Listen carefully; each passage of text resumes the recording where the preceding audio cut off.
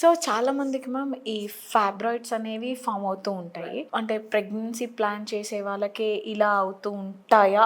లేకపోతే ఆడపిల్ల మెచ్యూర్ అయిన తర్వాత ఈ హార్మోనల్ ఇంబాలెన్స్ అనేవి స్టార్ట్ అయిన తర్వాత ఇలాంటివన్నీ బయటపడుతూ ఉంటాయా? అవి ప్రెగ్నెన్సీకి ఎలాంటి ఎఫెక్ట్ చూపిస్తాయి?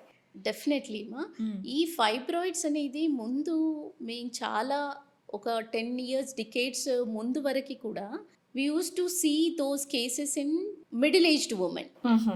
అంటే పిల్లలు అయిపోయిన తర్వాత ఎప్పుడైతే 35 ఇయర్స్ క్రాస్ అయ్యి 35 to 40 ఇయర్స్ మధ్యలో నుంచి సఫర్ అయ్యే వాళ్ళని చూసేవాళ్ళం. కానీ ఇప్పుడు వెరీ ఎర్లీ ఏజ్‌లో 18, 20 ఇయర్స్ అమ్మాయిల్లో కూడా ఫైబ్రాయిడ్స్ అనేది చూడడం జరుగుతుంది. ఇది జరగడానికి కూడా హార్మోనల్ ఇంబాలెన్సే కారణం. ఫెమిలియల్ హిస్టరీ ఉండే వాళ్ళకి కొంతవరకి ఉంటుంది. కానీ ఆ ఫ్యామిలీ హిస్టరీ ద్వారా వచ్చేవి జస్ట్ 5% మాత్రమే. వెరాజ్ హార్మోనల్ ఇంబాలెన్స్ వల్ల వచ్చే ఫైబ్రాయిడ్స్ అనేది ఎక్కువగా ఉంటాయి. ఈ hormonal imbalance once again life style. Okay. మనం తినే ఫుడ్ దగ్గర నుంచి ఏ రకమైన ఫుడ్ తీసుకుంటున్నాము, ఎంత అమౌంట్ ఆఫ్ ఫుడ్ తీసుకుంటున్నాము, అదే విధంగా what are there in the contents.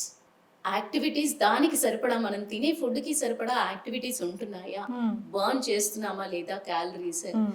Activities లేనట్టయితే మీరు ఓవర్ వెయిట్ అవ్వడం, ఓవర్ వెయిట్ ద్వారా ఫ్యాట్ సెల్స్ మేల్ హార్మోన్స్ని రిలీజ్ చేయడం, వీటి ద్వారా ఆండ్రోజన్స్ జనరేట్ అయినప్పుడు ఇన్సులిన్ రెసిస్టెన్స్ ఏర్పడి ఈస్ట్రోజన్ అనేది శాతం పెరుగుతుంది.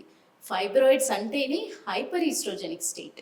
ఓకే. అంటే శరీరంలో ఈస్ట్రోజన్ శాతం అనేది ఎక్కువ ఉన్నప్పుడు ఫైబ్రాయిడ్స్ చూడడం జరుగుతుంది. ఇది irrespective of age we're seeing from 18 years itself. Okay.